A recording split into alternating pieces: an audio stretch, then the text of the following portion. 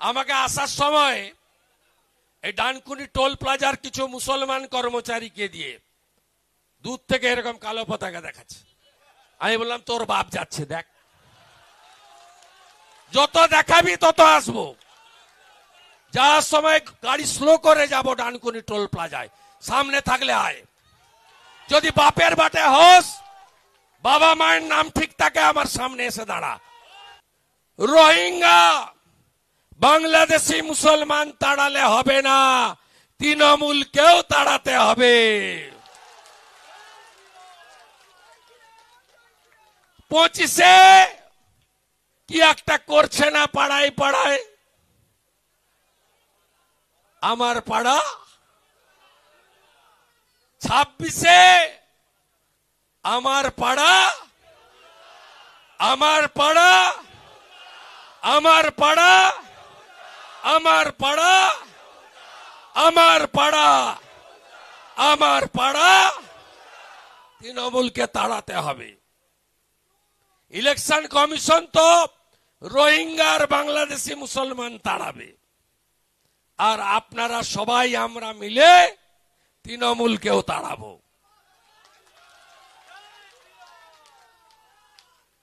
গোটা ভারতবর্ষে নরেন্দ্র মোদীজির সরকার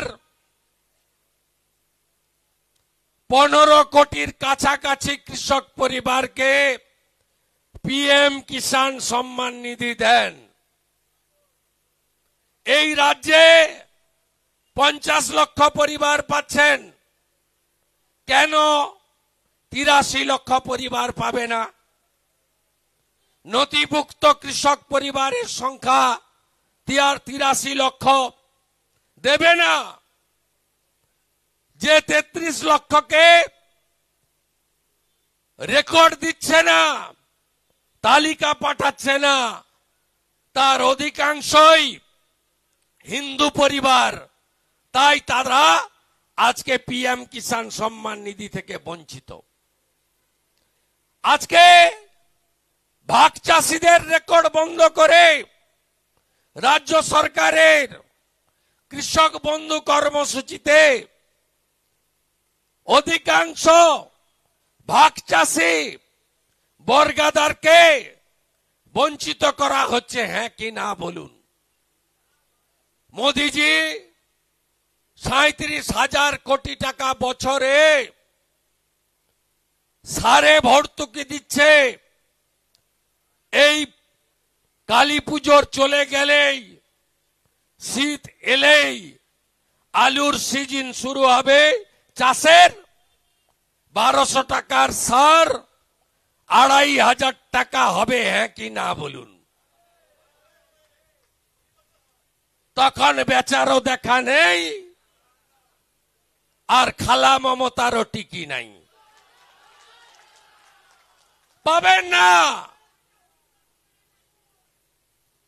এদের দুটা টার্গেট, একটা হচ্ছে মুসলিমদেরকে ঠিক রাখো, রোহিঙ্গা বাংলাদেশি মুসলমানদেরকে আরো ঢোকাও, আর ভোট এলেই 200-500 ভাতা দিয়ে দাও। তাই আপনাদের একজোট হয়ে এদের তাড়াতে হবে। আমি চাই কিষাণ মোর্চা পূর্ব বর্ধমান, পশ্চিম মেদিনীপুর,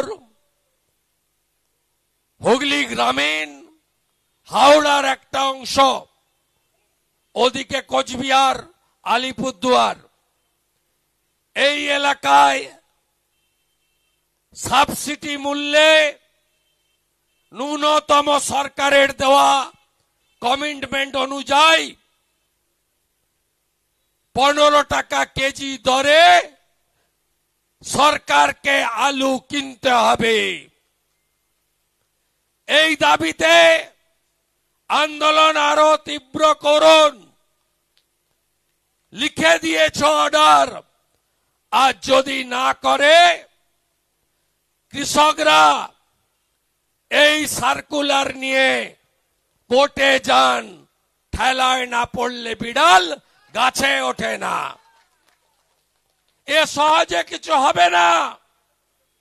এই মুখ্যমন্ত্রীকে শিক্ষা দিতে গেলে লক্ষ্যে অবিচল থেকে অর্জুনের লক্ষ্যভেদের মতো লড়াইকে তীব্র করতে হবে এবং 26-এ আমার পাড়া আমার পাড়া আমার পাড়া এই চোরেদেরকে তাড়াতে হবে।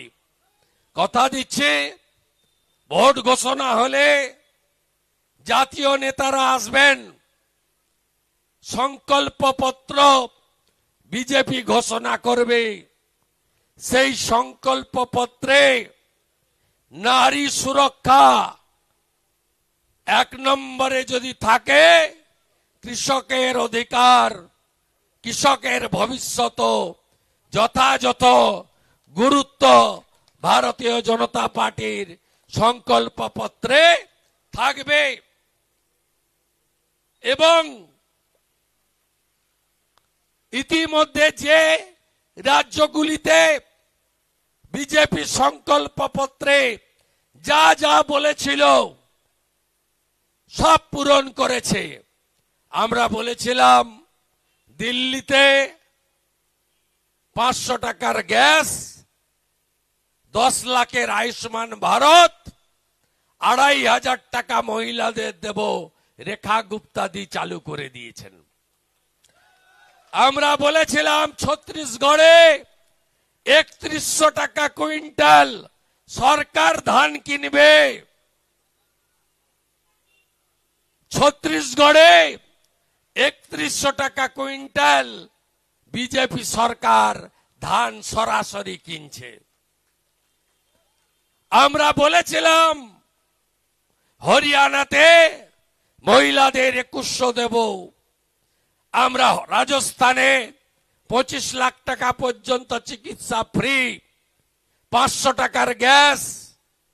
উড়িষ্যাতে বছরে এককালীন মহিলাদের স্বনির্ভরের জন্য সুভদ্রা যোজনায় 50,000 টাকা দেব, মোহন মাঝি সরকার করে দেখিয়েছে। তাই সংকল্পপত্র বিজেপি দিয়ে কৃষকের অধিকার, কৃষকের মর্যাদা আমরা দিয়ে 26-এর নির্বাচনে যাব এবং কথা দিতে পারি বিরোধী দলনেতা হিসেবে, উত্তরপ্রদেশে যোগীজি ডিজেল চালিত পাম্পে ডিজেলের উপরে, পেট্রোলের উপরে ফার্মার সাবসিডি চালু করেছেন। কম দামে কৃষকদের সেচের জল তোলার পাম্পে তারা কম পয়সায় ডিজেল পেট্রোল পান। হরিয়ানাতে ইলেকট্রিক বিল, সেচ দেওয়ার পাম্পে ইলেকট্রিক বিল লাগে না, বিজেপি সরকার হরিয়ানায় করেছে।